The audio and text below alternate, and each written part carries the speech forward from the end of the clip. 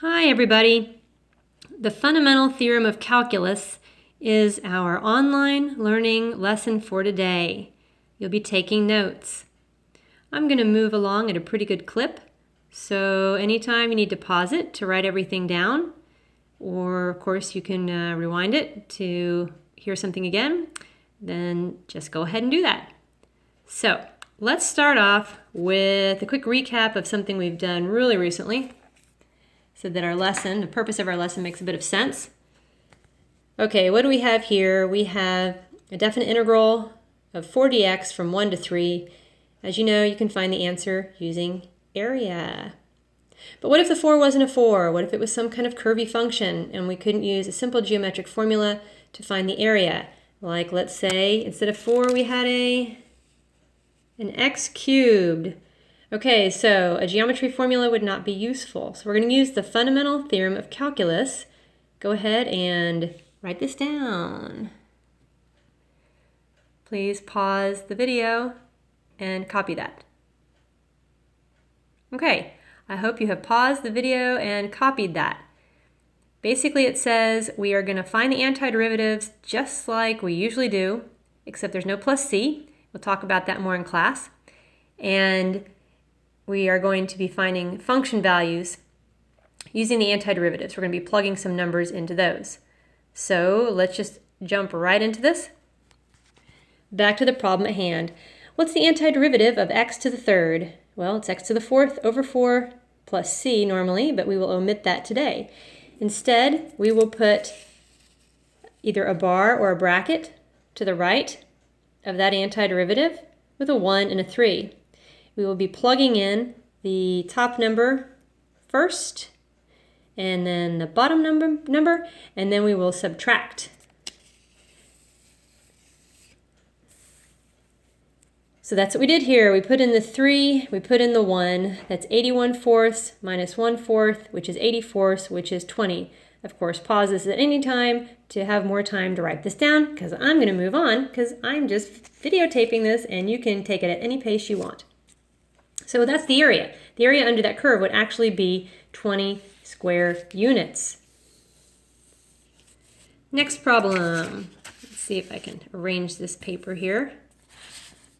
Okay, so now the function is x squared minus 3. That would be a parabola shifted down 3 units. And once again, it would not be an obvious geometric region. So we take the antiderivative of x squared minus 3. You know how to do that. There it is. It's x to the third over 3 minus 3x. Notice my little bar I have over here, and here's your alternate notation. You can also put a bracket around everything instead of a set of brackets instead of the parentheses and the bar. It's up to you, whatever you prefer. So what am I going to do? I'm going to take the 2. That's the top number, and I'm going to plug it into the antiderivative first.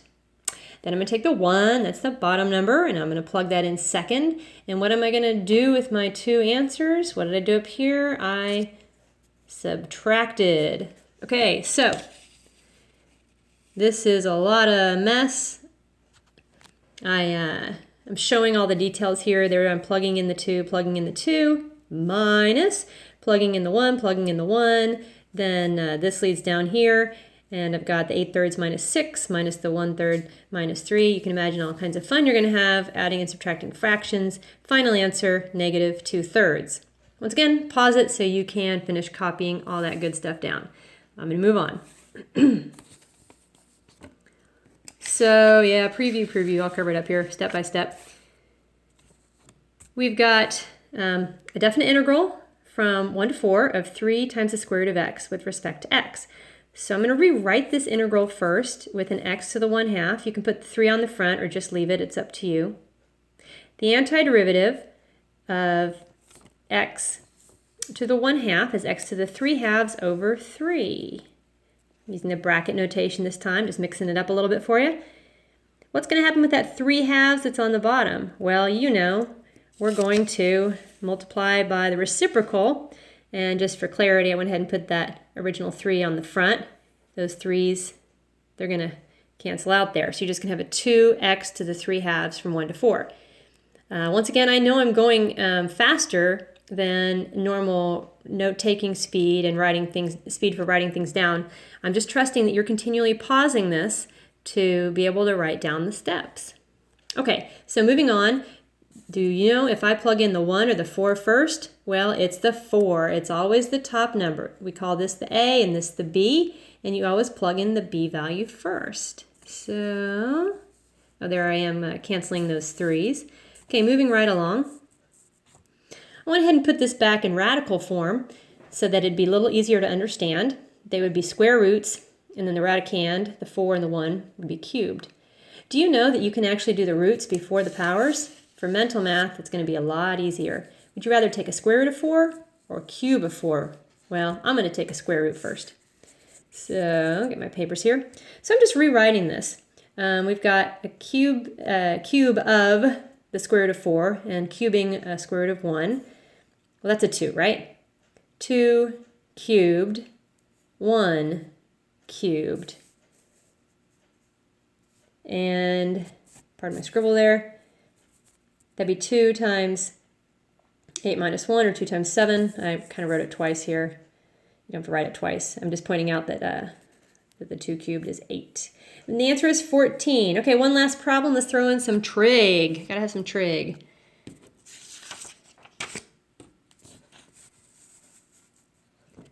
Okay, I'm just gonna scoot things around here. All right, preview. I'm just revealing all. Okay. So if we want the antiderivative of secant squared x, you know that that is tangent of x. And that's where I got that from. And then if you ever have a single term here, you do not need to put a closed bracket on the left side if you choose bracket notation. You just put it on the right. So anyway, we have from 0 to pi over 4. You plug in the pi over 4 first, and then the 0. So you are supposed to know what tangent of pi over 4 is. Sometimes students prefer to think of it in degrees. Tangent of 45 degrees, that's 1. And tangent of 0 is 0. So 1 minus 0 is 1. Well, I told you that was the last one. I'm going to end by just showing you that you can do this with trinomials and all sorts of things. You still always plug in the top number first and then the bottom number. And I've shown most of the work here, not every little step for the plugging in with the 2, but it works out to be, for instance, 16 over 3. So you can copy this one down if you'd like, and you don't have any homework other than just taking these notes. It is very important that you understand these steps because we'll have an assignment when we come to class following this lesson. Of course, G block, you'll have to take your test when I see you next, but then we'll be ready to go with this material. This will not be applied on the test that you're finishing up from our current unit. That's all.